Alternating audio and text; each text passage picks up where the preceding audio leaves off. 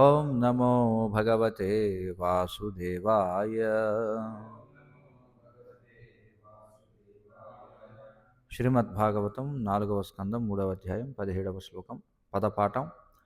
విద్యా తపః విత్త వపుః వయః కులైః సతాం గుణైః షడ్భిః అసత్తమ ఇతరైః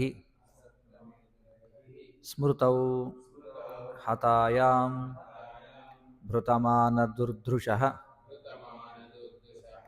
స్తబ్ధాః న పశ్యంతి హి ధామ భూయసాం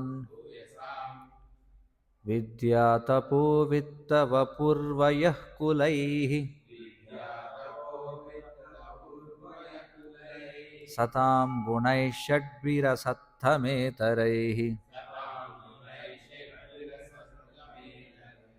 స్మృతౌ హతాయాం భృతమానదుర్ధృషః స్తబ్ధా న పశ్యంతి హి ధామ భూయసాం విద్యాతపో విత్తవపూర్వయః కులైః సతాం గుణైః షడ్భిరసత్తమేతరైః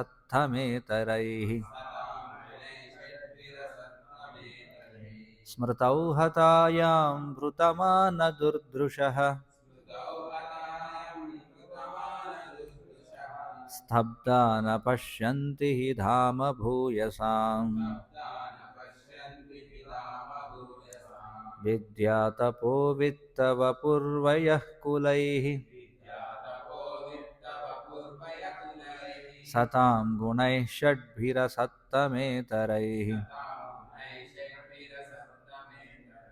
స్మృతౌ హతాయాం భృతమానదుర్ధృషః స్తబ్ధా న పశ్యంతి హి ధామ భూయసాం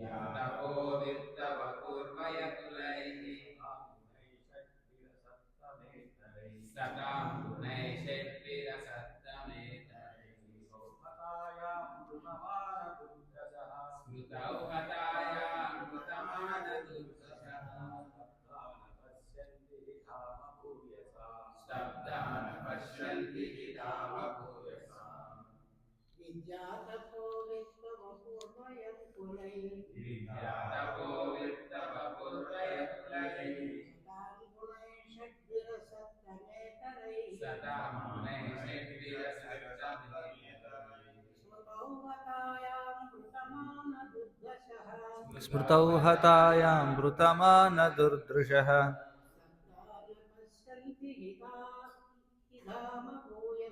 స్తబ్ధా న పశ్యంతి హి ధామ భూయసాం. ఆన్లైన్లో ఎవరైనా చదువుతారా?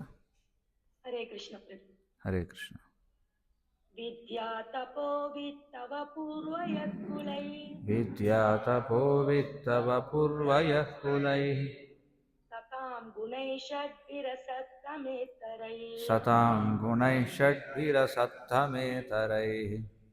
స్మృతౌ హతాయాం భృతమానదుర్దశః స్మృతౌ హతాయాం భృతమానదుర్ధృషః స్తబ్ధా న పశ్యంతి హి ధామ భూయసా స్తబ్ధా న పశ్యంతి హి ధామ భూయసాం.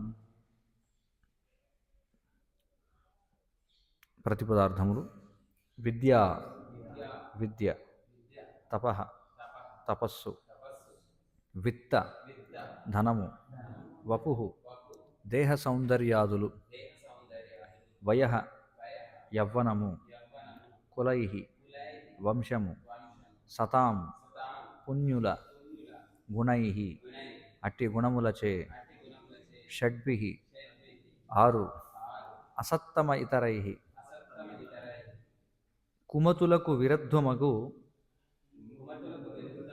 ఆచరణ కలిగి, స్మృతౌ వివేకమును, హతాయాం కోల్పోయి, భృతమాన దుర్దృశః గర్వము వలన అంధుడై, స్తబ్ధాః గర్వితుడై, న పశ్యంతి గాంచజాలడు, హి కారణమున, ధామ మహిమలను, భూయసాం మహాత్ముల. అనువాదం మరియు భాష్యము కృష్ణ కృపామూర్తి శ్రీ శ్రీమద్ అభయ చరణారవింద భక్తి వేదాంత స్వామి శ్రీల ప్రభుపాద ఇస్కాన్ సంస్థాపకాచార్య. విద్య, తపస్సు, ధనము, సౌందర్యము, యవ్వనము, వంశము అనేది 6 గుణములు ఉన్నతులకు సంబంధించినవైనను వానిని కలిగి ఉన్నందున గర్వితుడైన వాడు అంధుడగును. వివేకము నశించగా అతడు మహాత్ముల మహిమలను గాంచజాలకుండును. భాష్యం.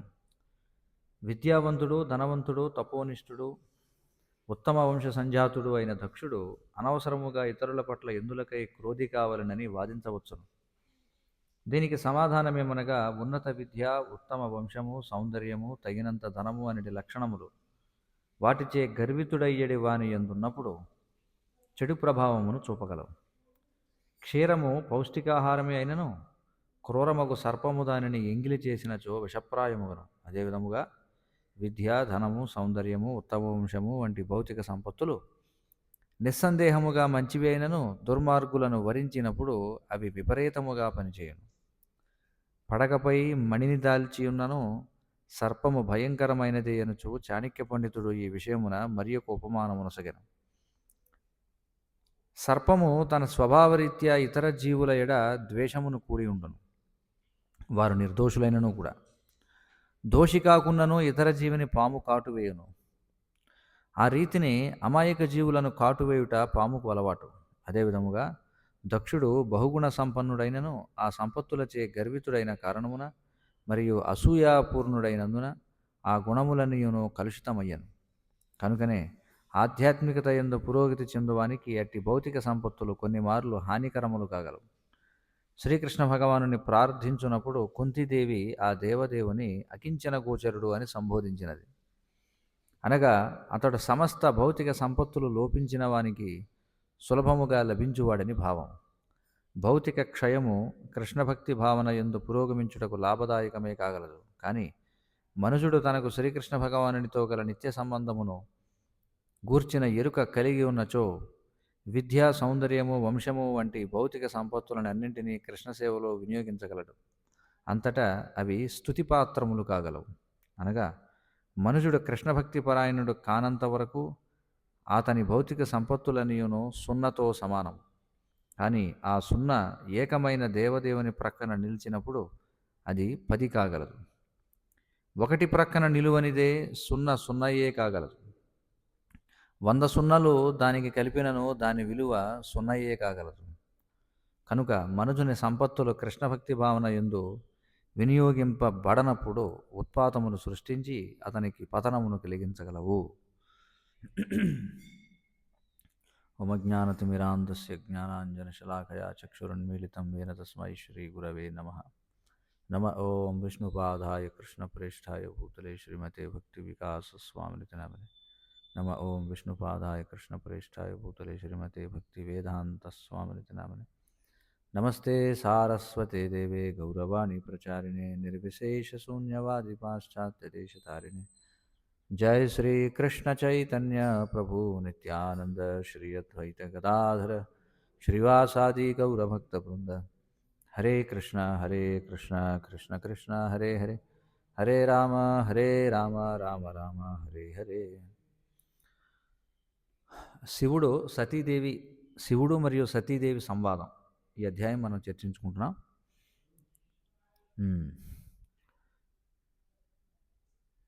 పూర్వం ఎప్పుడైతే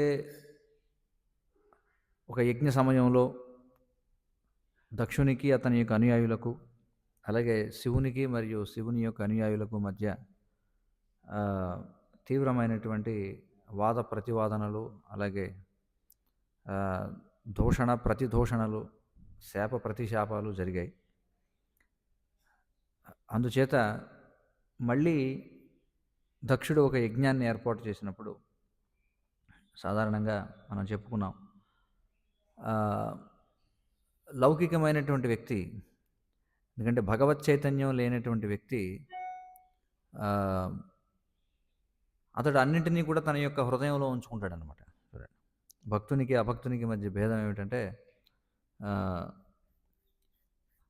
అయితే ఇక్కడ ఒక ప్రశ్న రావచ్చు, మరి శివుడు ఆయన వైష్ణవానాం యథాశంభు అన్నారు కదా, మరి శివుడు అత్యున్నతమైనటువంటి వైష్ణవుడిగా చెప్పబడ్డాడు కదా, మరి ఆయన ఈ దక్షుని యొక్క ఏదైతే దుష్ప్రవర్తన ఏదైతే ఉందో దానిని ఆయన ఎందుకని మనసులో ఉంచుకోవాలి అని అనుకోవచ్చు. కానీ ఇక్కడ జరిగినటువంటి వ్యవహారానికి లౌకికంగా జరిగే వ్యవహారాలకి చాలా వ్యత్యాసం ఉంది. సాధారణ పరిస్థితులలో ఈ భౌతిక ప్రపంచం అనేది ఆ, ఈ భౌతిక ప్రపంచం అనేది ఇది ద్వంద్వాలతో కూడుకుని ఉన్నటువంటిది. ఆ? ఇక్కడ ఉన్నటువంటి జనులందరూ కూడా ఒక్కొక్కరు ఒక్కొక్క గుణంలో ఉంటారు. కాబట్టి ఒక 10 మంది కలిశారంటే, ఒక నలుగురు కలిశారంటే ఖచ్చితంగా వారి వారి గుణాల మధ్య ఘర్షణ అనేది ఏర్పడుతూ ఉంటుంది. అది సహజం.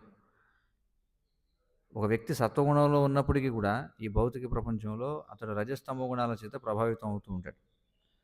మరి రజస్తమో గుణాల చేత ప్రభావితం కాకూడదు అంటే మనం విశుద్ధ సత్వానికి వెళ్ళాలి. దానినే వసుదేవ సత్వము అని చెప్పి అంటారు. ఆ స్థితికి వెళ్ళనంత వరకు ఎలాంటి సమాజంలో అయినా సరే మీరు చూసినట్లయితే, ఒక ధార్మిక సంస్థ కావచ్చు, లేదా ఒక సేవా సంస్థ కావచ్చు, రాజకీయ సంస్థ కావచ్చు, క్రీడా సంస్థ కావచ్చు, ఒక వాణిజ్య సంస్థ కావచ్చు, లేదా ఒక ప్రభుత్వ సంస్థ కావచ్చు, ఎక్కడైనా మీరు చూడండి, ఆ, విభేదాలు లేనటువంటి సంస్థ ఎక్కడా లేదనమాట. ఎందుకంటే ఇది కలియుగం. కలియుగం అంటేనే ఇది కలహయుగం అనమాట. కలహం అనేది అత్యంత సహజం. కాబట్టి కలహాన్ని చూసి మనం ఆశ్చర్యపోకూడదు. కలహం లేకుండా ఉంటే ఆశ్చర్యపోవాలి కలియుగం. చాలాసార్లు కొంతమంది అంటుంటారు, ఇదిగో ఈ సంస్థలో ఇలా కొన్ని గొడవలు జరుగుతున్నాయి, ఆ సంస్థలో ఆ విధమైన గొడవలు జరుగుతున్నాయి. కానీ ఇది కలియుగం. ఏం చేస్తాం? కలి ప్రభావం ఒకవైపున, అలాగే త్రిగుణాల యొక్క ప్రభావం ఒకవైపున, అలాగే వ్యక్తుల యొక్క అపరిపక్వత ఒకవైపున, ఇవన్నీ కలిసి ఏవో ఒక పొరపచ్చాలు ఎప్పుడు జరుగుతూనే ఉంటాయన్నమాట. కానీ ఇక్కడ శివుని విషయంలో మనం చూస్తే ఆయన మరి మహాజనుడు, 12 మంది మహాజనుల్లో స్వయంభూ నారద శంభు అని చెప్పన్నారు. శంభు, శం అంటే అత్యంత మంగళప్రదమైనటువంటిది అని. కాబట్టి అత్యంత మంగళప్రదమైనటువంటి వాడు శివుడు. కానీ అత్యంత మంగళప్రదమైనటువంటి శివుడు కూడా ఈ భౌతిక ప్రపంచంలోని కార్యకలాపాల్లో నిమగ్నమైనప్పుడు ఆయనకు కూడా తిప్పలు తప్పవు అన్నమాట. దీన్ని బట్టి మనం అర్థం చేసుకోవచ్చు. అంతే కదా. అంటే ఈ 14 లోకాల్లో అత్యంత ఉన్నతమైన బ్రహ్మలోకం వరకు వెళ్ళినా కూడా ఈ మనస్పర్ధలు అనేటువంటివి ఎప్పుడు కూడా ఉంటూనే ఉంటాయి. మరి ఇక్కడ శివుడు ఎందుకని దానిని ఆ విధంగా మనం పూర్వశ్లోకంలో చూసినట్లయితే, ఇక్కడ చూడండి, ఇక్కడ ఏం చెప్పారు పూర్వశ్లోకంలో?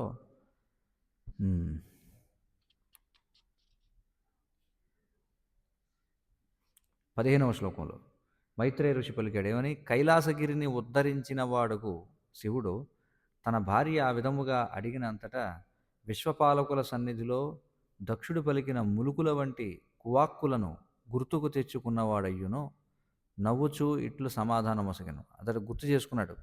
వాటిని గుర్తు చేసుకున్నప్పటికీ కూడా నవ్వుతూ సమాధానం ఇచ్చాడు. అంటే ఆయన ఏమి దానివల్ల విపరీతమైనటువంటి క్రోధానికి ఏమి గురి కాలేదు. కానీ అదే సమయంలో ఇక్కడ చూడండి, తర్వాత శ్లోకంలో ఏమంటున్నాడు? పిలవకపోయినను బంధువుల ఇంటికి వెళ్ళవచ్చునని నువ్వు అన్నావు. పిలవకపోయినా బంధువుల ఇంటికి వెళ్ళొచ్చని అన్నావు. ఇక్కడ చెప్పారు ఏమన్నారు ఇక్కడ చూడండి, మిత్రుడు, భర్త, గురువు, తండ్రి. మిత్రుని ఇంటికి, భర్త ఇంటికి, గురువు అలాగే తండ్రి యొక్క గృహానికి ఆహ్వానము లేకనే వెళ్ళటం వల్ల ఎలాంటి హాని లేదు అని పార్వతీదేవి చెప్పింది.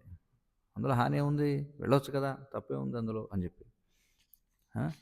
కానీ ఇక్కడ శివుడు ఏమంటున్నాడంటే, బంధువుల ఇంటికి పిలవకపోయినా వెళ్ళవచ్చు అని నువ్వు అన్నావు, కానీ బంధువు దేహాత్మ భావన వలన అతిథి పట్ల క్రోధమును బూని తప్పులెన్నిడి వాడు కానప్పుడే ఆ వాక్యము సత్యమవుతుంది.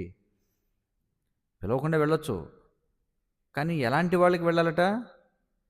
అతిథి ఎడ క్రోధమును బూని తప్పులెన్నిడి వాడు కానప్పుడే. చూడండి, ఆ వచ్చిన వాళ్ళపై ఎప్పుడు కోపాన్ని ప్రదర్శిస్తూ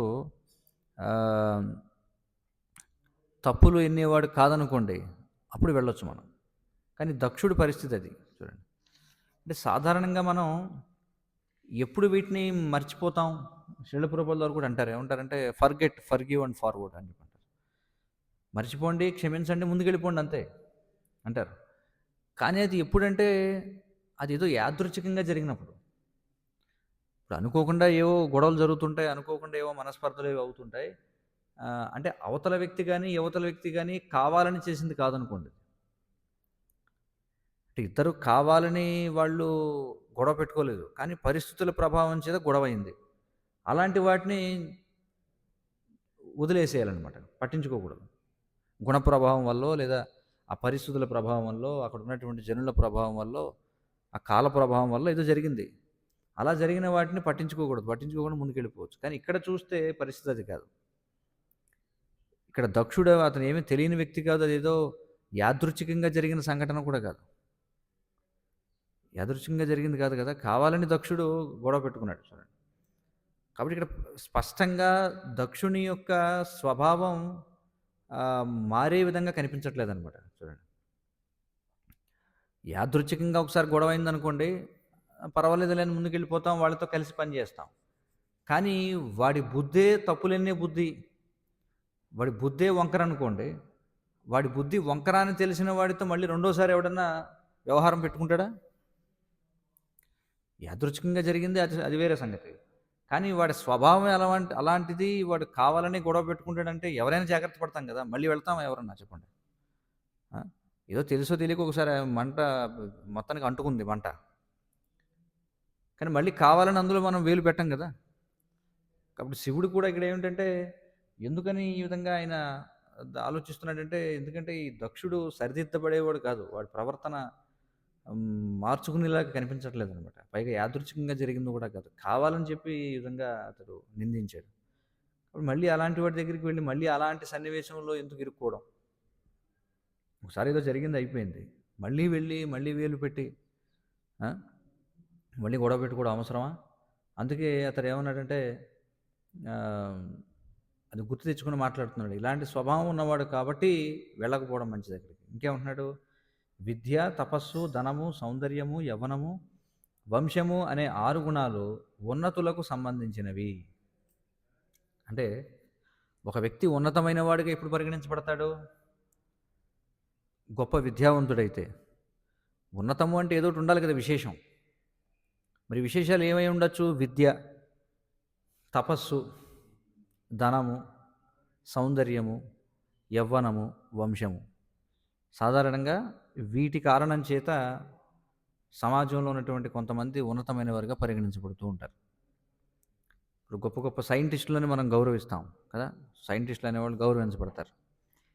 ఎందుకని వాళ్ళు గౌరవించబడతారు? లేకపోతే ప్రొఫెసర్లు, డాక్టర్లు, ఇంజనీర్లు, లేకపోతే లాయర్లు, వీళ్ళందరూ కూడా గౌరవించబడతారు. కారణం ఏమిటంటే వాళ్ళకు ఉన్నటువంటి విద్య.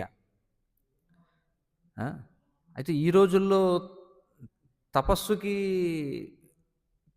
పెద్దగా ఎవరు కూడా గుర్తించరనమాట. తపస్సుని ఎవరు గుర్తిస్తారు ఈ రోజుల్లో? ఈ రోజుల్లో తపస్సుని పొగిడేవాళ్ళు ఎవరు లేరు. తపస్సు చేసేవాడిని తిట్టేవాడే తప్ప పొగిడేవాడు ఎవడు లేడు అనమాట. ఇంకా చెప్పాలంటే ఈ రోజుల్లో ఎంత చవకబారుతనంగా ఉంటే అంత గొప్పగా వాడిని కీర్తిస్తారనమాట. చూడండి, అందుకే కదా మనం చూస్తాం ఈ రోజుల్లో ఒకవేళ మంచివాడు అని సినిమా టైటిల్ పెట్టారనుకోండి, ఆ సినిమా అసలు ఎవరైనా వెళ్తారు దానికి? ఎవరు వెళ్ళరు. దగుల్బాజీ అని చెప్పి పెట్టారనుకోండి, హౌస్ఫుల్ చూడండి, అంతే కదా, హౌస్ఫుల్ అయిపోతుంది. ఆ? గుణవంతుడు అని చెప్పి పెట్టారనుకోండి, ఎవరైనా వెళ్తారా? లేదు. పోకిరి అని పెట్టారనుకోండి, హౌస్ఫుల్ అయిపోతుంది చూడండి. అంటే కలియుగంలో సద్గుణాలకి విలువ లేదు. ఎంత దిగజారిపోతే అంత ప్రాచుర్యం అన్నమాట కలియుగంలో చూడండి. ఆ? కాబట్టి తపస్సుకి పెద్ద విలువ లేదు కలియుగంలో. ఆ? ఆ, అయితే కలియుగంలో తపస్సుకు కూడా మనం చూస్తుంటాం. వాళ్ళు కూడా గుర్తించబడుతుంటారు. డాక్టరేట్లు అవి ఇస్తుంటారు. వాళ్ళకు కూడా గౌరవ డాక్టరేట్లని, లేదా పరిశోధనలు చేసేవాళ్ళు ఉంటారు. ఇలాంటి వాళ్ళు కొంతమంది ఉంటారు. అలాగే ధనము, ఇంకా కలియుగంలో అన్నిటికంటే గొప్పగా గౌరవించబడేది ధనం. వాడు ఎలాంటి వాడైనా సరే, వాడికి ధనం ఉన్నట్లయితే వాడు గౌరవించబడతాడు. సౌందర్యము, యవ్వనము, వంశము చూడండి. ఇంక ఈ వంశం గురించి కూడా ఎవరు పట్టించుకోరు కలియుగంలో. వాడు ఏ వంశం ఏమిటి అవన్నీ ఎవరు చూస్తున్నారు ఈ రోజుల్లో చూడండి. ఆ? మనం చూస్తుంటాం, చాలామంది వివాహం చేసుకుంటూ ఉంటారు. కనీసం ఆ భార్య లేదా అంటే ఆ వధువు లేదా వరుడు వాళ్ళ తల్లిదండ్రులు ఎవరో, వాళ్ళది ఏ వంశమో, వాళ్ళు ఎలాంటి వాళ్ళు కూడా ఎవడో పట్టించుకోవట్లేదు ఈ రోజుల్లో కదా. రిజిస్టర్ మ్యారేజ్లు అవి జరుగుతుంటాయి. వాళ్ళు వాళ్ళు కనీసం మీ నాన్న ఏం చేస్తాడు, మీ అమ్మాయి ఏం చేస్తుంది, లేకపోతే అలాంటివి కూడా ఎవరు ఆలోచించట్లా. ఆ? మనకి అందుకే కదా సుఖదేవ గోస్వామి చెప్పారు ఏమిటంటే, కలియుగంలో వివాహం అనేది ఒక ఒప్పందంగా జరిగిపోతుంటుందట, అంతే చూడండి. దాంపత్యం రతిమేవహి అన్నారు. అదేదో ఒక ఒప్పందం లాగా జరిగిపోతుంది, ఒక కాంట్రాక్ట్ లాగా చూడండి. వాళ్ళు వివాహానికి ముందే కొన్ని చర్చించుకుంటారనమాట. ఏమిటంటే, సరే మనం వివాహం అయితే నువ్వు తల్లిదండ్రులతో కలిసి ఉండకూడదు, నేను కూడా తల్లిదండ్రులతో కలిసి ఉండను, లేకపోతే నేను నీకు వంట చేయను, నువ్వు హోటల్లో తినాలి, నేను ఉద్యోగం చేసుకుంటాను బయటికి వెళ్ళి, పిల్లల్ని కనొద్దు అనవసరంగా, టైం వేస్ట్, ఇలాగ ఏవో కొన్ని ఒప్పందాలు ఉంటాయన్నమాట. ఆ ఒప్పందాల మేరకు వాళ్ళు ఏం చేస్తారు, వివాహం చేసుకుంటారు. కాబట్టి వంశానికి ఎక్కడ విలువ ఉంది చెప్పండి. నిజంగా వంశాన్ని పరిగణించాల్సి వస్తే ఆధ్యాత్మిక దృష్టితో చూసినా సరే ఈ కృష్ణ చైతన్య ఉద్యమం ఇంతగా వృద్ధి అవుతుందంటారా? లేదు కదా. ఎందుకంటే ఎలాంటి వారి మధ్య ఈ ఉద్యమాన్ని ప్రారంభించేశారు శ్రీల ప్రభుపాదుల వారు? హిప్పీల మధ్య వెళ్ళి ఆయన ఈ ఉద్యమాన్ని ప్రారంభం చేయడం అనేది జరిగింది. అంతేగాని ఆయన సద్బ్రాహ్మణుల మధ్య దాన్ని ప్రారంభం చేయలేదు. కాబట్టి వంశానికి ఏ విధంగా చూసినా సరే విలువ లేదు. ఇంకా ఈ రోజుల్లో చాలామంది ఇంకా కులాల గురించి కొట్టుకునే వాళ్ళు ఉన్నారు దేశంలో చూస్తాం. కులము అంటే ఏమిటి? వాస్తవంగా కులము అంటే కుటుంబము అని అర్థం. ఉన్నత కులము అని ఎందుకు ఒకదానిని ఉన్నత కులము అనేవారంటే, ఉన్నతమైనటువంటి సంస్కారాలు కలిగి ఉండేవారు కాబట్టి. అధమ కులము, ఉన్నత కులము అనేది ఎందుకు వచ్చింది? వారి యొక్క ఆచార వ్యవహారాలు భిన్నంగా ఉండేవి. ఉన్నత కులస్తులంటే ఎవరు? వాళ్ళు శారీరకంగా చాలా పరిశుభ్రంగా ఉంటారు, వాళ్ళ వస్త్రాలు పరిశుభ్రంగా ఉంటాయి, వారు మాట్లాడేటువంటి తీరు చాలా స్పష్టంగా ఉంటుంది, వారు ఆహారపు అలవాట్లు కూడా సాత్వికంగా ఉంటాయి. ఇలా ప్రతి దానిలో కూడా వాళ్ళు ఉన్నతంగా ఉంటారు. ముఖ్యంగా 4: ఆహార, నిద్ర, భయమైదనాలు. ఉన్నత కులము అంటే ఎవరైతే ఉన్నతమైన ఆహార, నిద్ర, భయమైదనాలు కలుపుతారో వాళ్ళు ఉన్నతులు. ఒక విధంగా చెప్పాలంటే ఉన్నతమైనటువంటి ఆహార, నిద్ర, భయమైదనాలు అంటే ఏమిటి? శాకాహారాన్ని మాత్రమే భుజించడం, అది కూడా వాళ్ళు వండుకున్నదే తినడం, అది కూడా భగవంతుడికి నివేదన చేసి స్వీకరించడం, అది కూడా రోజుకి కేవలం నిర్దిష్టమైన సమయాల్లోనే తీసుకోవడం చూడండి, అది ఉన్నతమైనటువంటి ఆహారం. అంతేకాని ఉన్నతము అంటే ఈ రోజుల్లో ఏమనుకుంటున్నారంటే ఏది పడితే తినేవాడు ఉన్నతమైన వాడు. అంతే కదా. శ్రీల ప్రభుపాదుల వారు చెప్తారు, ఎందుకని అందరూ కూడా విదేశాలకు వెళ్తారు చెప్పండి? విదేశాలకు ఎందుకు వెళ్తారంటే జీవన ప్రమాణాలు ఉన్నతంగా ఉంటాయి అని చెప్పంటారు. అదే కదా, లివింగ్ స్టాండర్డ్స్ ఎక్కువగా ఉంటాయి. అమెరికాలో ఉద్యోగం వచ్చిందంటే చాలామంది దానికి వేచి చూస్తుంటారు, అమెరికా వెళ్ళే అవకాశం వస్తే బాగుండు మనకి అని చెప్పి. ఎందుకోసం అంటే ఉన్నతమైన జీవన ప్రమాణాలు అంటే దాని డెఫినేషన్ ఏంటి? ఉన్నతమైన జీవన ప్రమాణాలు అంటే ఏమిటి? అంటే ఉన్నతమైనటువంటి ఆహార, నిద్ర, భయమైదనాలు అంటే వైవిధ్యం అన్నమాట. చూడండి, వైవిధ్యం. ఇప్పుడు హోటల్కి వెళితే 10 రకాలు ఉంటాయి, ఇంట్లో అయితే ఒకటే రకం ఉంటుంది. ఎందుకు వాడి హోటల్కి వెళ్తాడు? ఇక్కడ టౌన్కి వెళ్ళాం అనుకోండి, చాలామంది అదే కదా, గ్రామాల్లో ప్రతిరోజు మనమే వండుకోవాలి. ఆ? ఒకరోజు ఏమన్నా వండుకోకపోతే ఇబ్బంది, లేకపోతే పక్కింటి వాళ్ళని అడగాలి. ఈ గొడవ అంతా ఎందుకు, టౌన్కి వెళ్ళిపోతాం. టౌన్కి వెళ్ళిపోతే అక్కడ హోటల్ ఉంటుంది. ఓ రోజు వండుకోకపోయినా సరే హోటల్కి వెళ్ళి తినేయచ్చు. చూడండి, అంటే ఎంత ఎక్కువగా తినడంలో, నిద్రపోవడంలో, మైథునం చేయడంలో, సంరక్షించుకోవడంలో వెరైటీ ఉంటుందో ప్రస్తుత సమాజంలో ఏమనుకుంటున్నారంటే అది అంత జీవన ప్రమాణాలు ఎక్కువగా ఉన్నట్టుగా అనుకుంటున్నారు. కానీ వైదిక దృష్టి అది కాదు. ఎంతగా ఈ ఆహార నిద్ర భయమైదనాలని సంస్కరిస్తామో, ఎంతగా అయితే వాటిని తగ్గించుకుంటామో అది ఉన్నతమైన జీవనం అని శాస్త్రాలు చెప్తున్నాయి. చూడండి, ఈ రెండిటికి ఎంత ఆ, ఈ దృష్టికోణంలో ఎంత భేదం ఉందో చూడండి. కాబట్టి ఉన్నత కులస్తుడు అంటే ఏమిటి? వాడు చాలా విధి విధానాలను అనుసరిస్తాడు. ఎంత ఉన్నత కుటుంబము అంటే అంత ఎక్కువ విధి నియమాలను అనుసరిస్తారని తెలుసుకోవాలి మనం. ఉన్నత కులస్తులైనటువంటి వాడు ఇక్కడ అదే అర్థం చేసుకోవాలి. కులము అంటే కుటుంబము, ఇది అర్థం. కుటుంబము అదే అర్జునుడు మనకి భగవద్గీత మొదటి అధ్యాయంలో ఆయన అదే చెప్తున్నాడు. ఉత్సన్న కుల ధర్మాణం అని చెప్పంటాడు. కులక్షయే ప్రణశ్యంతి కులధర్మా సనాతనా, ఈ మాటలు వస్తుంటాయి. కుల అనేటువంటి మాట అంటే కుటుంబ మర్యాద అని చెప్పి అర్థం.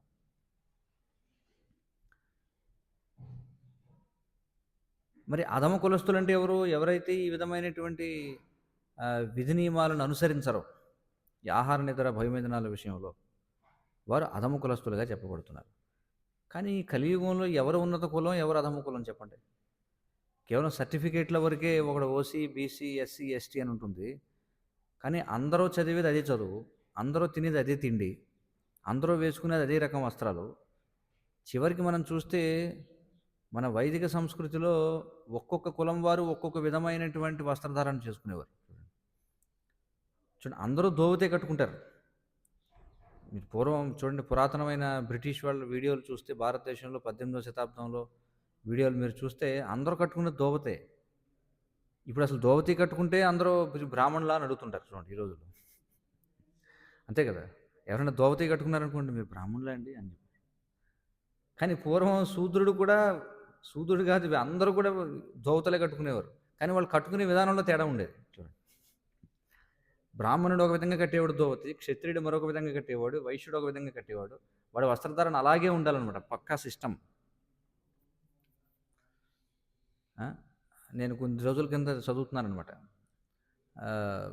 ఈ ఏదైతే మనకి గోదావరి మీద ఆనకట్ట కట్టినప్పుడు ఇతను సర్ ఆర్థర్ కాటన్, చూడండి, అతడు వచ్చింది వాస్తవానికి ఎందుకు పంపారు అతన్ని భారతదేశంకి అంటే మత ప్రచారం చేయమని పంపారు, క్రైస్తవ మత ప్రచారం చేయమని పంపారు.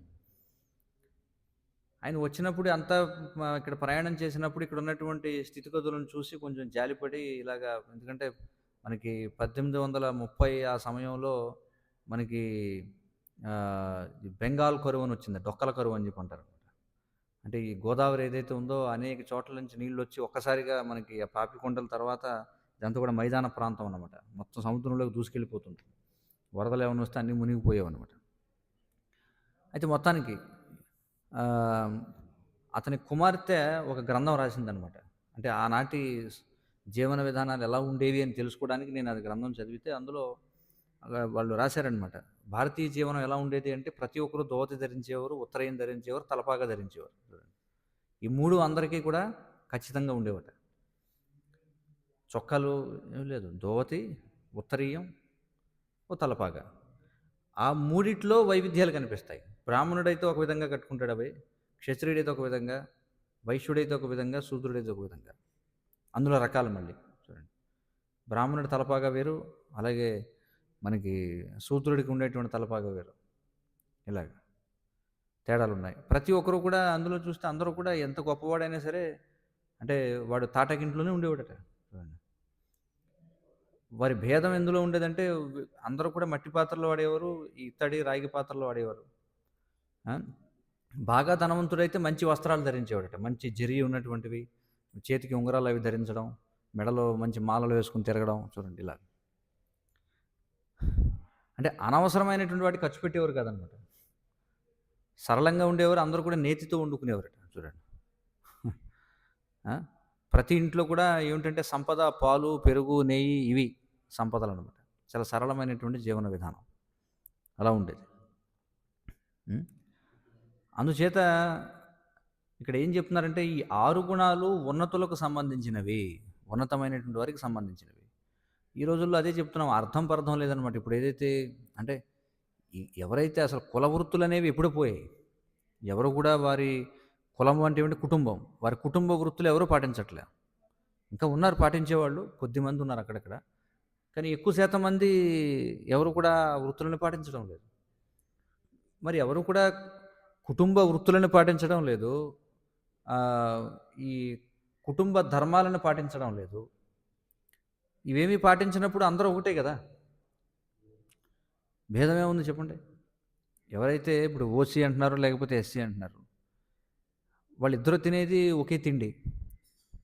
ఇద్దరు అదే హోటల్‌లో తింటారు. అదే మెస్‌కెళ్ళి తింటారు. విద్యార్థులు అనుకుందాం. వాళ్ళిద్దరూ అదే మెస్‌లో తింటారు వెళ్ళి. వేసుకునేవి ఇద్దరికి వెళ్ళి బయట బట్టల కొట్టులో కొనుక్కునేవి బట్టలే. చదివేది ఒకే చదువు. ఆ! వాడు మళ్ళీ అయిపోయిన తర్వాత ఉద్యోగం చేసేది ఒకడి కిందే. ఏమిటి భేదం అందులో? వీడు ఉన్నతుడు ఎలా అయ్యాడు? వాడు అధముడు ఎలా అయ్యాడు చెప్పండి. కాబట్టి ఇది అర్థం పర్థం లేనటువంటి వ్యవస్థ అనమాట. ఆ! కాబట్టి ఇవి ఉన్నతులకు సంబంధించినవైనను వానిని కలిగి ఉన్నందున గర్వితుడైన వాడు అంధుడగును. చూడండి. వీటితో ప్రమాదం ఏమిటంటే ఇవి ఉండడం అనేది ఉన్నతమైనటువంటి వారికి ఉంటాయి. ఆ! శాస్త్రాలు మనకి ఏం చెప్తున్నాయి? జన్మ ఐశ్వర్య శ్రుతశ్రీభిః. ఉన్నత కుటుంబంలో జన్మ. మళ్ళీ ఇక్కడ అదే ఉన్నత కుటుంబం అంటే ఇక్కడ అర్థం ఏమిటి? ఉన్నతమైన సంస్కారాలు కలిగిన కుటుంబంలో జన్మ. ఐశ్వర్యము, శృతః అంటే విద్య, శ్రీ అంటే సౌందర్యము. ఈ 4 వేటి యొక్క ఫలితాలంటే పూర్వజన్మలో ఎవరైతే పుణ్యం చేశారో వారు ఈ 4ని పొందుతారు. పూర్వజన్మలో పుణ్యం చేసుకున్న వాళ్ళకి జన్మ, ఐశ్వర్య, శృతశ్రీభిః అనే 4 వస్తాయి.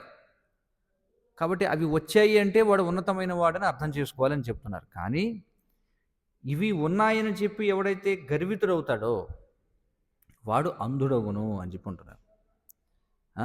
వాడు ఏం చేస్తాడట వివేకము నశించగా ఎందుకని వాడు అంధుడవుతాడు అంటే వాడు భవిష్యత్తును చూడలేకపోతున్నాడు అనమాట. సరే నేను పూర్వజన్మలో ఏదో పుణ్యం చేశాను కాబట్టి ఇప్పుడు ఉన్నాను ఇప్పుడు. కానీ ఇప్పుడు వాటిని చూసుకుని నేను మురిసిపోయాను అనుకోండి. వాటిని చూసి నేను గుడ్డివాడిని అయితే మళ్ళీ వచ్చే జన్మలో నీకు అవి ఉంటాయా? ఉండవు. చూడండి. మనం చూడొచ్చు ఎప్పుడైతే మన ఈ రాజరిక వ్యవస్థ అనేది పోయిందో, ఎప్పుడైతే భారతదేశం మీద మహమ్మదీయులు దండయాత్ర చేశారు. దండయాత్ర చేసిన తర్వాత వాళ్ళు ఏం చేసేవాళ్ళంటే ఇప్పుడు అప్పటి వరకు హిందూ సామ్రాజ్యాలు ఉండేవి. హిందూ సామ్రాజ్యాలు ఉండి మహమ్మదీయులు దాడి చేసిన తర్వాత వాళ్ళు ప్రతి గ్రామాన్ని, ప్రతి ప్రాంతాన్ని ఎలా నియంత్రించేవారు అంటే ఎవరైతే ఓడిపోయారో వారిలో ఎవరైతే లొంగిపోయిన వాళ్ళు ఎవరైతే ఉంటారో లొంగిపోయిన వాళ్ళని ఫ్యూడల్స్ అని చెప్పి అంటారనమాట. అంటే వారిని జమీందారులుగా నియమించేవారు అనమాట. అంటే వాడు ఓడిపోయాడు వాడు, కానీ వాడిని ఏం చేస్తారు, నువ్వు జమీందారుగా ఉండు, నువ్వేం చేస్తావు, నువ్వు రాజవంశం కదా, రాజవంశం అయినప్పుడు మళ్ళీ ఎలా వెళ్ళి ఒకటి కింద పనిచేస్తాడు దేహి అనలేడు కాబట్టి నువ్వు ఈ ప్రాంతం అంతా పన్ను వసూలు చేసుకుని అందులో మాకు ఇంత ఇవ్వు, కొంత నువ్వు వాడుకో మెయింటెనెన్స్ కోసం. అది అలా ఈ జమీందారులు అనేవాళ్ళు బయలుదేరాలన్నమాట. దివాణాలు అని చెప్పి అంటారు. ఇలా 2-3 గ్రామాలు, కొన్ని పెద్ద పెద్ద జమీందారులు 200 గ్రామాలు ఉన్నవాళ్ళు, ఇలా జమీందారుల వ్యవస్థ మొదలైంది.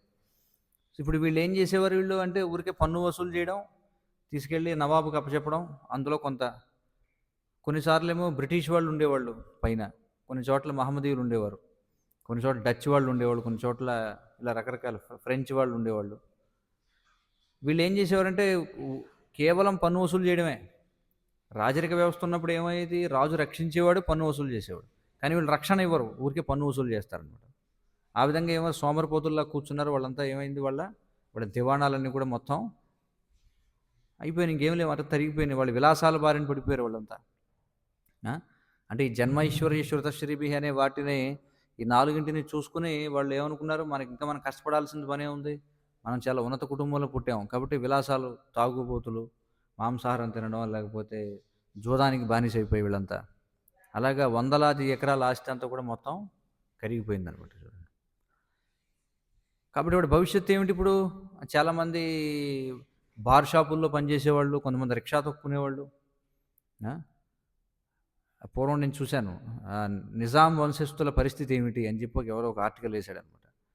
అందులో ఒక అతను ఎక్కడో అక్కడ హైదరాబాద్లో ఈ పాత నగరం ఏదైతే ఉందో అందులో రిక్షా తొక్కుంటున్నాడు ఒక అతను. ఒక అతను ఏదో హోటల్ పెట్టుకున్నాడు. పేర్లు మాత్రం ఇంకా వాళ్ళకి నవాబ్ అనే ఉంటాయన్నమాట. పేరు వదలలేదు వాళ్ళు. ఆ?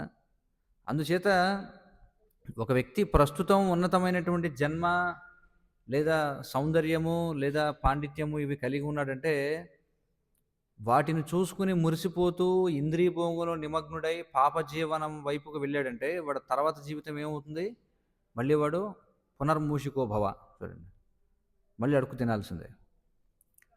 కానీ అలా కాకుండా ఎవరైతే నేనేదో పుణ్యం చేశాను పూర్వజన్మలో, అందుకని నాకు ఉన్నతమైన జన్మగా లభించింది, సౌందర్యం ఉంది, పాండిత్యం ఉంది,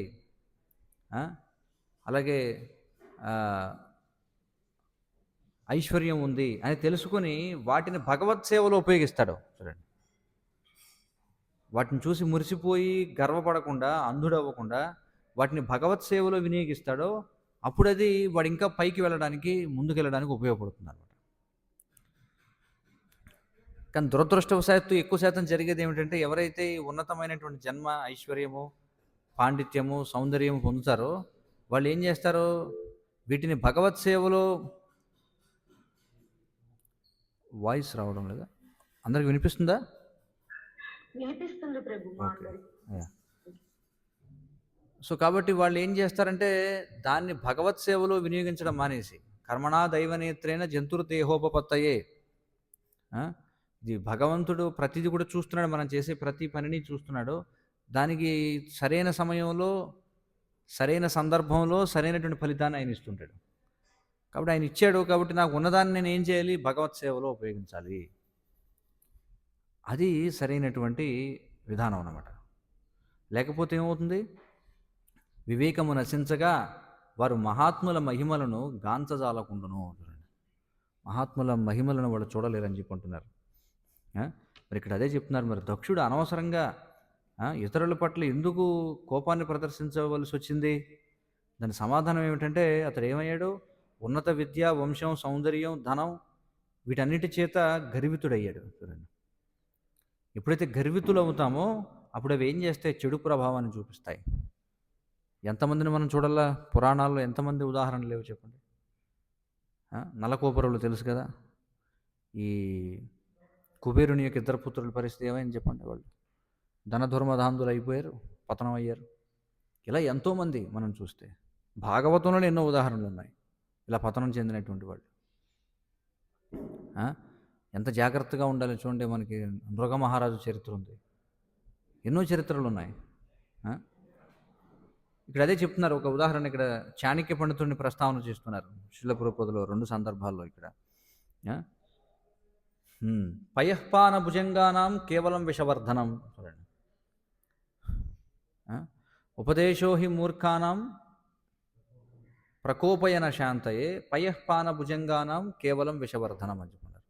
మూర్ఖుడికి ఉపదేశం చేస్తే వాడి కోపం వస్తుంది, పాముకి పాలు పోస్తే దానికి విషం పెరుగుతుంది అని చెప్పన్నారు. మరి పాలు అనేవి ఎంత రుచికరమైనటువంటివి అయినప్పటికీ కూడా మంచి రబడీ తయారు చేశాం. ఒక 100 లీటర్ల పాలు మరకబెట్టి దాన్ని ఒక 10 కేజీలు రబడీ కింద తీసుకొచ్చాం. పాము వచ్చి దాన్ని నాలుక అందులో పెట్టింది అనుకోండి, తీసుకుంటామా? దాన్ని తీసుకోం. అదేవిధంగా విద్య, ధనం, సౌందర్యం, ఉత్తమ వంశం ఇలాంటి భౌతిక సంపదలు నిస్సందేహంగా మంచివే. ఎందుకంటే వాటిని భగవంతుడి సేవలో వాడచ్చు కదా. వాడచ్చా లేదా చెప్పండి? ప్రచారం చేసేటప్పుడు మనం చూడొచ్చు, విద్యావంతుడు ప్రచారం చేస్తే దాని ప్రభావం ఒక విధంగా ఉంటుంది. అలాగే ధనవంతుడు భక్తుడైతే దాని ప్రభావం ఒక విధంగా ఉంటుంది. సౌందర్యం కలిగిన వాడు భక్తుడైతే దాని ప్రభావం మరొక రకంగా ఉంటుంది. ఉత్తమ వంశంలో పుట్టినవాడు వాడు భక్తుడైనా ప్రచారం చేసినా దాని ప్రభావం వేరే విధంగా ఉంటుంది. ఖచ్చితంగా వీటి ప్రభావాన్ని మనం కాదనలేం.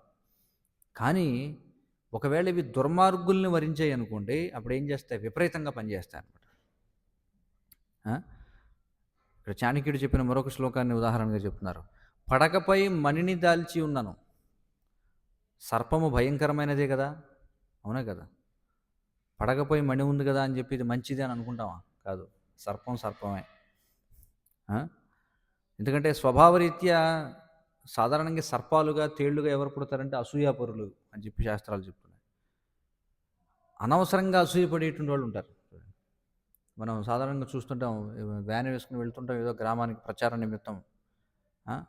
మెయిన్ రోడ్డు మీద వెళుతుంటాం, అప్పటి వరకు పడుకుని ఉంటుంది కుక్క.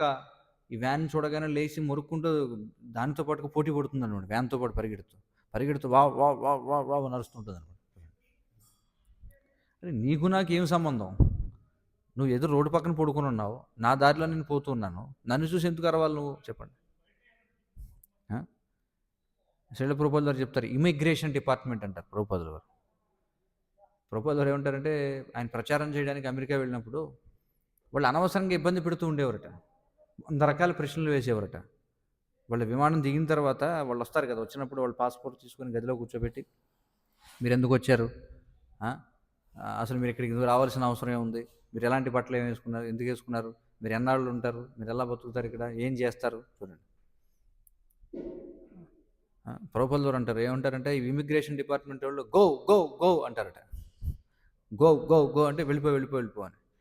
ప్రభుపాదుల వారు ఏమంటారు, కుక్కల్లాగే ఇవి కూడా బౌ బౌ బౌ అంటే కుక్కలు, వీళ్ళేమో ఇమిగ్రేషన్ అధికారులు ఏమో గౌ గౌ గౌ అని అరుస్తారు అని చెప్పి అంటారు. ఎందుకంటే వాళ్ళకి అవసరమే ఉంది. ఒక మంచి కార్యం చేద్దామని వెళ్ళేటప్పుడు వాడిని ఎందుకు నువ్వు ఆపాలి, వాడి మీద ఎందుకు నువ్వు విరుచుకుపడాలి చెప్పండి. కాబట్టి ఈ తీవ్రమైనటువంటి అసూయ కలిగిన వారు ఎవరైతే ఉన్నారో వాళ్ళే విష జంతువులుగా పుడతారని చెప్పన్నారు. దోషి కాకున్నా సరే ఇతర జీవనం ఏం చేస్తుంది, పాము కాటేస్తుంది. వాడు ఏం చేయక్కర్లేదు, దానికి దారికి అడ్డంగా ఉంటే చాలు కాటేసే అవకాశం ఉంది.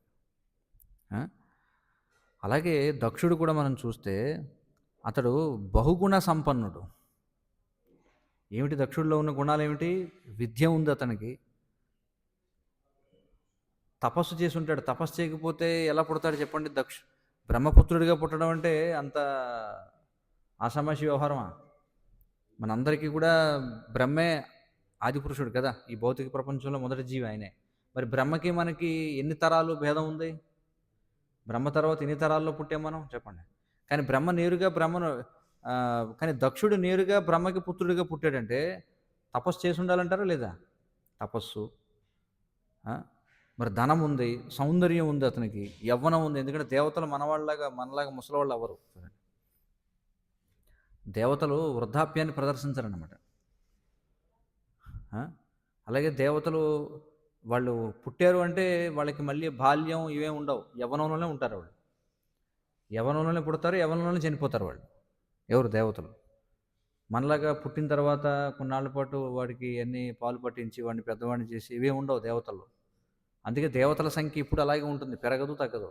ఒకడు పుట్టాడంటే ఇంకొకటి వెళ్ళిపోవాల్సిందే. అందుకే దేవతలు ఏం చేస్తారంటే వాళ్ళ కాలమానం అయిపోయిన తర్వాత వెళ్ళిపోదాం అనుకున్నప్పుడు ఒకరిని పుట్టించి వెళ్ళిపోతారు. మరి ఇప్పుడు యవ్వనంతో ఉంటాడు. మరి వంశం ఎలాంటి వంశం? స్వయంగా బ్రహ్మ యొక్క పుత్రుడయ్యే. కాబట్టి బహుగుణ సంపన్నుడు అతను, కానీ వాటి చేత గర్వితుడయ్యాడు చూడండి.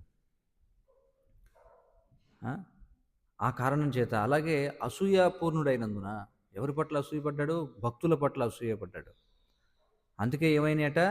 అందుచేత విద్య, తపస్సు, ధనము, సౌందర్యము, యవ్వనము, వంశము కలుషితం అయిపోయాయి అని చెప్పన్నారు చూడండి. ఈ 2 కారణాల చేత. ఒకటేమిటి? గర్వం, రెండోది అసూయ. ఈ గర్వం, అసూయ అనేటువంటి వాటి చేత మనిషికి ఉన్నటువంటి విద్య, తపస్సు, ధనం, సౌందర్యం, యవ్వనం, వంశం అన్నీ కూడా అవి కలుషితం అయిపోతాయి. అందుకనే ఆధ్యాత్మికంగా ఎవరైతే పురోగతి చెందేవారు ఎవరైతే ఉన్నారో వారి కొన్నిసార్లు భౌతిక సంపత్తులు హానికరం అవ్వచ్చు అని చెప్పి అంటున్నారు. పరీక్షిత్ మహారాజు విషయంలో అదే కదా జరిగింది. భగవంతుడు ఏర్పాటు ఏమిటంటే పరీక్షిత్ మహారాజు ఆయన త్వరగా, ఎందుకంటే ఆయన ఎంతో పరిపక్వత కలిగినటువంటి వాడు పరీక్షిత్ మహారాజు, ఆయన విశుద్ధమైనటువంటి భక్తుడు. కాబట్టి ఇక్కడ ఇంకా కాలయాపన చేయాల్సిన అవసరం లేదు భౌతిక ప్రపంచంలో. అయ్యుండొచ్చు అతను ఏదో చక్రవర్తి, మొత్తం ఈ భరతవర్షాన్ని అందరినీ కూడా పాలిస్తున్నాడు, ఈ సప్త ద్వీపాలు ఏవైతే ఉన్నాయో అన్నిటినీ కూడా ఆయన పాలిస్తున్నాడు, అంత బాగానే ఉంది. కానీ ఆయన విశుద్ధమైనటువంటి స్థితిలో ఉన్నాడు కాబట్టి ఇంకా ఆయన ఈ పాలన అవి చేయాల్సిన అవసరం లేదనమాట. కానీ అతడు ఇక్కడ ఇరుక్కుపోయి ఉన్నాడనమాట. ఏమిటంటే ఇంకా నేను ఎన్ని పరిపాలన చేయాలి ఇవన్నీ. భగవంతుడు ఏమనుకున్నాడు, "ఈ అవసరం లేదు. నువ్వు ఇంకా మళ్ళీ ఏదో చేసి పవిత్రుడు అవ్వాల్సిన అవసరం లేదు. ఇప్పటికే నువ్వు ఉన్నత స్థాయిలో ఉన్నావు. చాలని చెప్పి భగవంతుడు ఏం చేశాడు, దాన్ని తీసి పడేశాడు. ఏర్పాటు చేశాడు. ఒక బాలుని చేత శపించబడ్డాడు.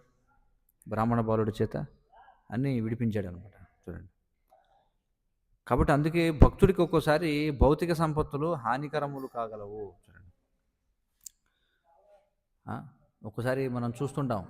ఆధ్యాత్మిక జీవితం గడిపేవాళ్ళు ఒక్కోసారి కొన్నిసార్లు బ్రహ్మచారులకి వాళ్ళకు కూడా జరుగుతుంది. పూర్తి సమయం భగవత్ సేవలో ఉందామని వచ్చిన వాళ్ళు కూడా ఒకసారి పరీక్షలు ఎలా ఎదురవుతుంటాయంటే వాడు ఎప్పుడో వదిలేస్తాడు. కుటుంబాన్ని వదిలేసి వచ్చేస్తాడు. కుటుంబాన్ని వదిలేసి వదిలేసి వచ్చేటప్పుడు పూర్తి వైరాగ్యంతో వదిలేస్తాడు. నాకు ఇవేం అవసరం లేదు, నాకు ఆస్తులు అక్కర్లేదు, ఏం అక్కర్లేదని వదిలేసి వచ్చేస్తాడు. కానీ కొంతకాలం అయిన తర్వాత ఉన్నట్టుండి ఎవరో ఎవరో మొత్తానికి ఏదో కాంబినేషన్లో ఎవరో చనిపోతారు, మొత్తానికి ఆస్తి వీడికి వస్తుంది అనమాట. సడన్గా తెలుస్తుంది, ఎవరే నీకు 25 ఎకరాలు ఎంతో వచ్చింది, లేకపోతే నీకు 25 లక్షలు వచ్చిందని. వెంటనే వీడికి అయితే మనం ఇంకేమన్నా చేయొచ్చేమో అని కోరిక పుట్టొచ్చు అనమాట. చూడండి. మళ్ళీ వాడు ఇంటికి వెళ్ళిపోయి, అమ్మో ఈ ఆస్తి మరి ఎవరు లేరు కదా అంటే వదిలేసి వచ్చిన రోజున వీటి గురించి ఆలోచన లేదు, కానీ ఇక్కడికి వచ్చిన తర్వాత వాడికి మళ్ళీ ఆలోచన మొదలవుతుంది. ఇన్ని ఎకరాలు ఉందా నా మీద ఆస్తి, అయితే దాన్ని ఏదో రకంగా కృష్ణ చైతన్యంలో ఉపయోగించాలని అనుకుంటాడు. ముందు మాయ ఆ విధంగా ఉంటుంది. అక్కడికి వెళ్ళిన తర్వాత భౌతికంగా పడిపోతాడు అందులో. అందుకే ఈ అవరోధాలు కావచ్చు అని చెప్పి అంటున్నారు. అందుకే కుంతీదేవి కృష్ణుని ప్రార్థించినప్పుడు కృష్ణుని ఏమనుందంటే అకించన గోచరుడు అని చెప్పింది. అకించన గోచరుడు ఏమిటంటే కించిత్ అంటే ఏమిటి, కొంచెం. ఈ కించిత్ అనే సంస్కృత పదం నుంచే కొంచెము అని తెలుగు పదం వచ్చింది. అకించిత్ అంటే కొద్దిగా కూడా లేనటువంటి వాడు. ఏమిటవి, భౌతిక సంపత్తులు లేనివాడికి సులభముగా లభించేవాడట. అలాంటి వాడికి చాలా సులభంగా కనిపిస్తాడట. కాబట్టి భౌతిక క్షయము అంటే విద్య, తపస్సు, ధనము, సౌందర్యము, యవ్వనము, వంశము యొక్క క్షయం ఏదైతే ఉందో కృష్ణ భక్తి భావనలో ముందుకెళ్ళడానికి లాభదాయకం అవుతుంది. కానీ ఒకవేళ సరైన చైతన్యం కలిగి ఉన్నవాడైతే వీటిని కూడా భగవత్ సేవలో వినియోగించవచ్చు. అందుకే మరి చూడండి, మనకు రెండు పరస్పర భిన్నమైనటువంటి ఉదాహరణలు మనకు కనిపిస్తున్నాయి శాస్త్రాల్లో మనం చూస్తే. గొప్ప గొప్ప చక్రవర్తులు అయ్యుండి భగవద్భక్తులైన వాళ్ళు ఉన్నారు. అలాగే పూర్తిగా అకించనులైనటువంటి వాళ్ళు భగవద్భక్తులుగా ఉన్నారు. రెండు వర్గాల వాళ్ళు ఉన్నారు. ఇప్పుడు మన భాగవతంలో, పురాణాల్లో చూస్తే గొప్ప గొప్ప చక్రవర్తులు వాళ్ళందరూ కూడా భగవద్భక్తులే కదా. యుధిష్ఠిరుడు చూడండి, వారందరికీ ఐశ్వర్యం ఉంది, కానీ వాళ్ళు కృష్ణ చైతన్యవంతులు కావడం చేత వాళ్ళు వాటిని అన్నింటినీ కూడా భగవంతుని కీర్తించడం కోసం వాడారు. అలాగే మరొక పక్షంలో మనం చూస్తే ఏమీ లేనటువంటి వాళ్ళు ఉన్నారు, వాళ్ళు కూడా గొప్ప భగవద్భక్తులుగా ఉన్నారు. అంటే ఇక్కడ ఏమిటి తేడా అంటే చైతన్యం అనేది చాలా ముఖ్యం. ధనరాశులు ఉన్నప్పటికీ చక్కటి చైతన్యం ఉంటే వాళ్ళు దాన్ని భగవత్ సేవలో వినియోగించగలరు. అలా వినియోగించలేని పక్షంలో అప్పుడు ఇవేవి లేకపోవడం అనేది భక్తిలో పురోగమించడానికి సహాయకారం అవుతుంది అన్నమాట. అప్పుడు వారు కలిగి ఉన్నటువంటి సంపదలు అవి కూడా కీర్తించబడతాయి, స్తుతిప్రాయములు కాగలవు అని చెప్పన్నారు. కాబట్టి ఇక్కడ చక్కటి ఉదాహరణ ప్రభుపాదుల వారు చెప్తున్నారు. ఏమంటున్నారంటే, మరి కృష్ణ భక్తి లేనంత వరకు మనకి ఉన్న భౌతిక సంపత్తులన్నీ సున్నాతో సమానం అని చెప్పుకుంటున్నారు. కృష్ణ భక్తి లేదనుకోండి, మనకి ఎన్నున్నా మన విద్య, మన తపస్సు, మన ధనము, సౌందర్యం, యవ్వనం, వంశం అన్నీ సున్నా. కాబట్టి ఇక్కడ ఏమంటున్నారంటే 100 సున్నాలు ఉండే కంటే సున్నా లేని ఒకటి మేలు, అవునా కదా. నిన్నటి సాయంత్రం ఎక్కడో గ్రామంలో కార్యక్రమం జరిగినప్పుడు ఇదే ఉదాహరణ నేను గుర్తు చేసుకున్నాను అనమాట. ప్రభుపాదుల వారు చెప్పింది, భౌతిక ప్రపంచంలో జనులందరూ సున్నాలు పోగు చేసుకోవడంలో మునిగిపోయి ఉన్నారనమాట. విద్య అనే ఒక సున్నా, సంపద అనే ఒక సున్నా, ఇలా ఈ సున్నాలు పోగు చేసుకోవడంలో నిమగ్నమై ఉన్నారు. కానీ ఎన్ని సున్నాలు ఉన్నా సరే కృష్ణ చైతన్యం లేదనుకోండి, అంటే ఎన్ని భౌతిక సంపత్తులు, భౌతిక ఐశ్వర్యాలు ఉన్నా, భౌతికంగా ఉన్నతమైన లక్షణాలు ఉన్నప్పటికీ కృష్ణుడు అనేటువంటి ఒకటి లేకపోతే 1,00,000 సున్నాలైనా వాటి విలువ సున్నా అవుతుంది.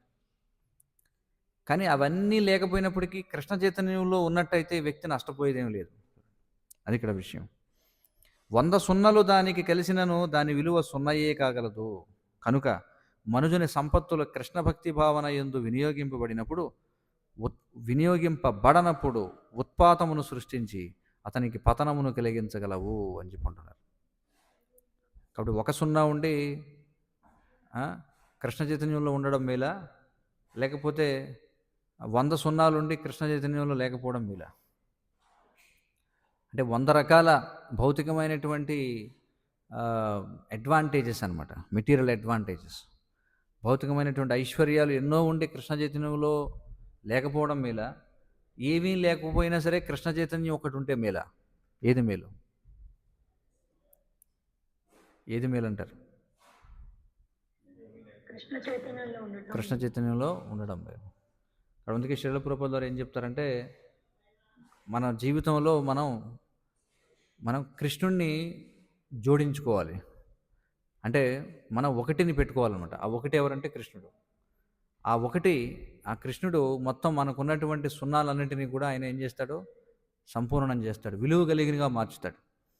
ఎప్పుడైతే ఒకటి పెడతామో సున్నాకి విలువ పెరిగిపోతుంది. ఆ ఒకటి లేకపోతే సున్నాలు ఎన్ని సున్నాలు ఉన్నా సున్నాయే అది. కాబట్టి చక్కటి ఉదాహరణ అనమాట. అందుచేత ఇక్కడ దక్షుడి పరిస్థితి ఏమిటంటే, అతడి దగ్గర ఉన్నవన్నీ కూడా సున్నాలుగా మారిపోయాయి. ఎందుకంటే గర్వం, అసూయ అనేది ఉండడం వల్ల.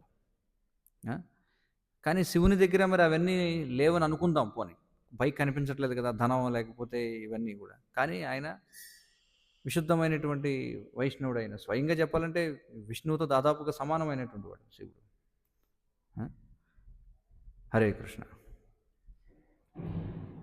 ఏమైనా ప్రశ్నలు సూచనలు ఉంటాయి చెప్పండి.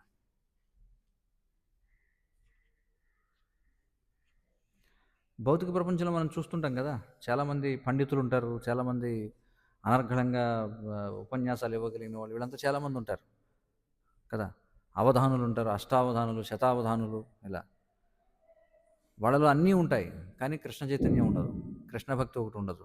కాబట్టి అంతిమంగా వాళ్ళ జీవితం సున్నాగా మారిపోతుంది అన్నమాట. కానీ ఒక భక్తుడిగా అవేమీ ఉండకపోవచ్చు, అనర్గళంగా మాట్లాడలేకపోవచ్చు, పాండిత్యం తెలియకపోవచ్చు, అసలు అవధానం అంటే ఏమిటో తెలియకపోవచ్చు. కానీ అతడికి కృష్ణ భక్తి అనేది ఒకటి ఉంది కాబట్టి అంతిమంగా ఇతడు విజయం సాధిస్తాడు. అంతిమంగా పై చేయి ఎవరిదంటే భక్తుడిదే. ఇది మనం అర్థం చేసుకోవాలి. హరే కృష్ణ.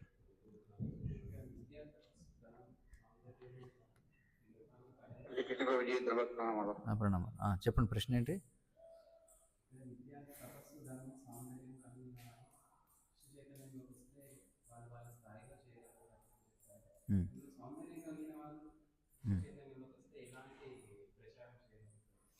సౌందర్యం కూడా ఖచ్చితంగా ఇది ప్రభావితం చేస్తుంది. దాన్ని మనం కాదనలేము, దాని మీద మనం నొక్కి చెప్పడం లేదు. బట్ ఖచ్చితంగా ఇప్పుడు చూడండి, లౌకిక ప్రపంచంలో ఏ విధంగా అయితే ఇప్పుడు చూడండి, ఉదాహరణకి ఎందుకని అన్ని వ్యాపార సంస్థల్లో వాటిల్లో అన్నింటిలో కూడా ఈ రిసెప్షన్ల దగ్గర, కాల్ సెంటర్ల దగ్గర, అన్ని చోట్ల కూడా స్త్రీలను ఎందుకు పెడతారు?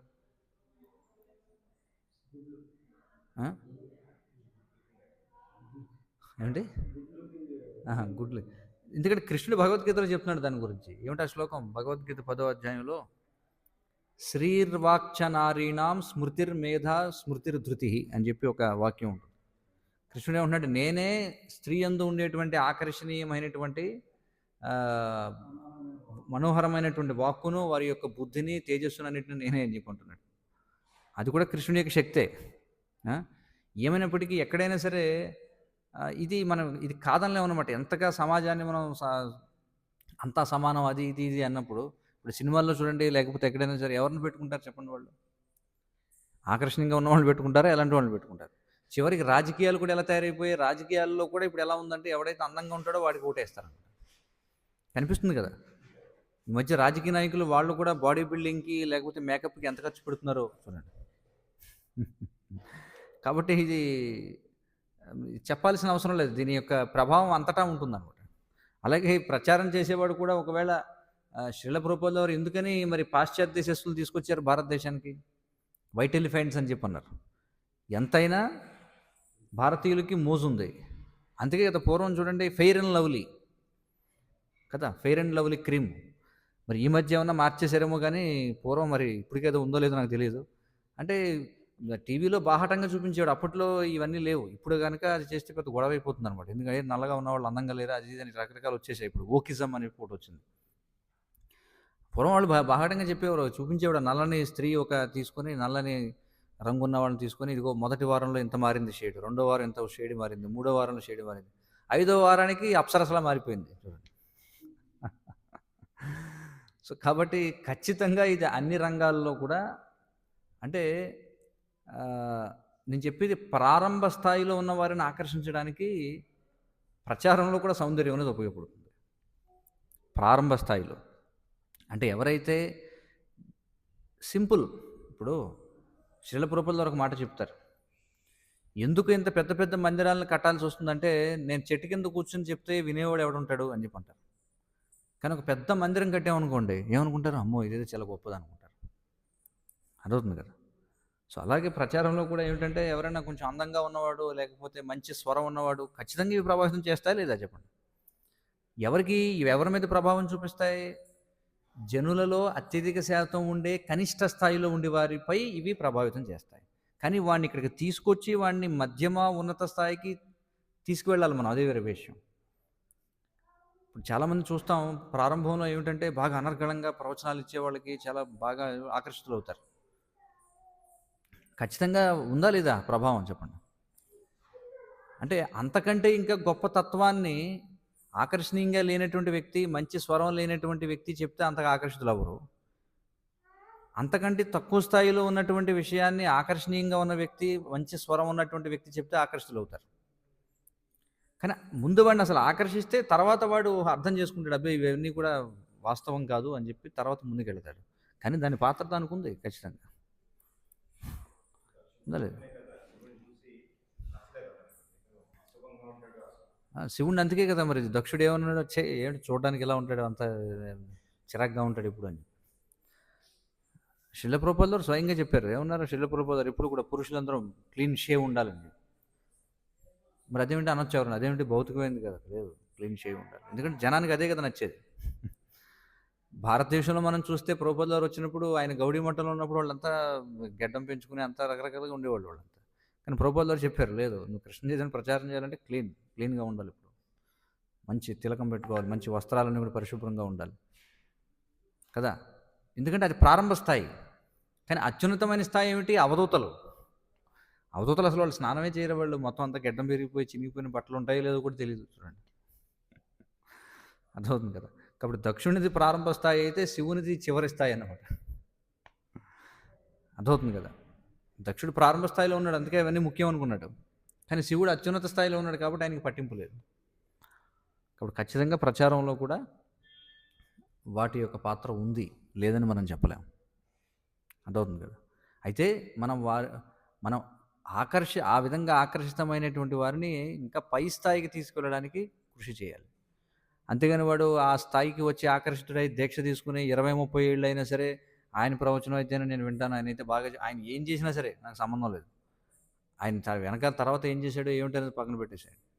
కానీ ఆయన ఏం చేసినా సరే నాకు ఆయన అయితేనే నేను చెప్తానే నేను గురి అనేవాడు కొంతమంది ఉంటారు. Sentimental platform.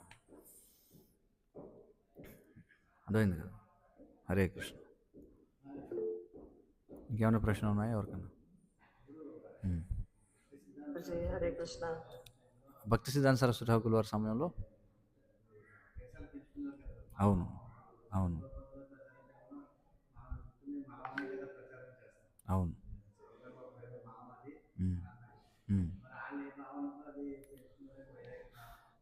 చూడండి, శ్రీల ప్రభుపాదుల వారు ఎందుకని ప్రత్యేకించి దీనిపై దృష్టి పెట్టారంటే ఆయన హిప్పీలకి ప్రచారం చేశారు. హిప్పీలకి అప్పటికే వాళ్ళు జుట్టు అంటే ఒక ఆకర్షణీయమైనది అనే భావనలో ఉన్నారు వాళ్ళు. పైగా భాగవతంలో చెప్పబడింది లావణ్యం కేశధారణం అని చెప్పి.